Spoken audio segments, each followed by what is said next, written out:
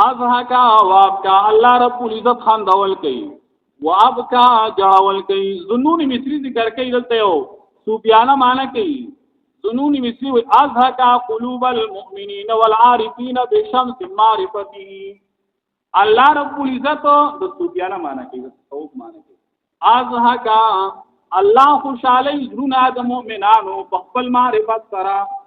مؤمن کله خوشالي دو الله رب العزت یاد ووري، قرآن ووري، حدیث ته نبی علیہ السلام ووري، د زړه ډیر خوشاله شي، یا ما ته سکون ملاوي. یقینو کا په دې سره سکون ملاوي. ازهکا قلوب المؤمنین والعارفین بشمس معرفته. خپل معرفت سره د الله معرفت بیانېږي، د الله پړای بیانېږي، مؤمن خوشالي، مؤمن خوشاليږي. دارنګي وابکا قلوب الکافرین والعاصین بالظلم بظلمة ومعصیته. او ظنون مصری وی چې الله رب العزت د کافرانو زړونه خفه کوي په ګناهونو په وجه باندې. هغه د الله رب العزت مخالفت کوي والله زړونه خفه کوي. پته لګي چې د زړه خوشحالي سبب چې نو هغه د الله رب العزت دین دی، او د زړه د خفګان سبب د الله دین پر غوښتل دي، د الله حکم پر غوښتل. کم خلک وای مونږ ته سکون پکار دی، مونږ ته چې دینو خوشحالي پکار ده. نورونو اول نمبر بدان استعمال وای چې د الله تابعداري وکړي. پنځه وخت موږ په پابندۍ سره شروع کړي، د الله حق باور کې، د مخلوق حق باندې خوري، حرام بخېټه تناچې د ګوره چې تاسو څومره خوشحالي ملاوي، تاسو څومره سکون ملاويږي.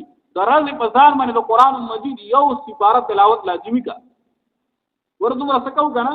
ارته کو بس وایار د نیمه غنټه شل منټه 25 منټه دا ول الله کتاب لیدم یو سپاره تلاوت منی کړه د جمعات نه نو زا دارنګي شل 25 منټه د قران درس له بګي ورکا یاره الفاظ من کویګم چې معنا مور سره زدکم دا ول ورکا ته ګوره چې استاد له څومره خوشحالي سکون ملایي.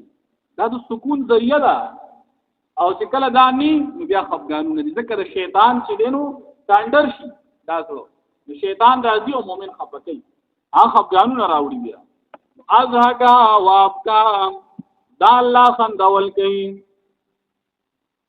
دارنګي سهل ابن عبد الله الدستری رحمه الله ذکر کوي دلته کې وی ازهک الله المتین بالرحمت وابکا العاصین بالصحت.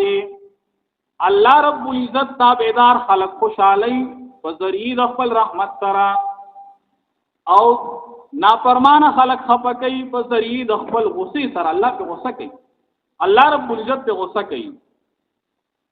او انه هو ازهک وابکا، او یقینا دا الله رب العزت ازهک وابکا، ازهک المؤمن فی الاخرة وابکاه فی الدنیا.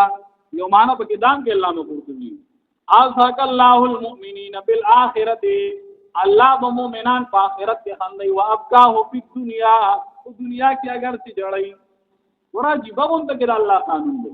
په دنیا کې چې څوک تابعدار دي هغه سخت کیږي، او چې څوک نه فرمان دي هغه اکثر خوشالي.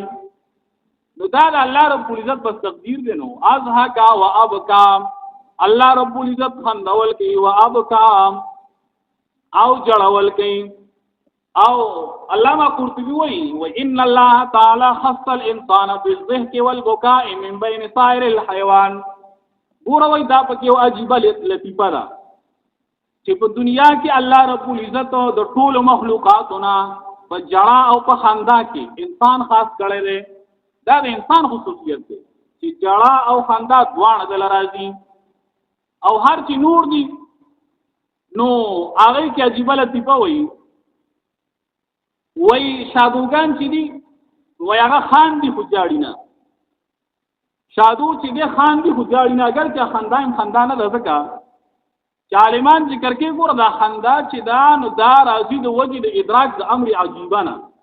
یو ناشنا خبره وشي، یو ناشنا کار وشي، انسان له خندا ورشي، نو ادراک چې کیږي هغه په دماغ باندې کیږي، ورشي کنه دماغ باندې کیږي، ذهن باندې کیږي، او دا غي د ادراک قوت نشته د شادوغا، ادراک نشي کولای.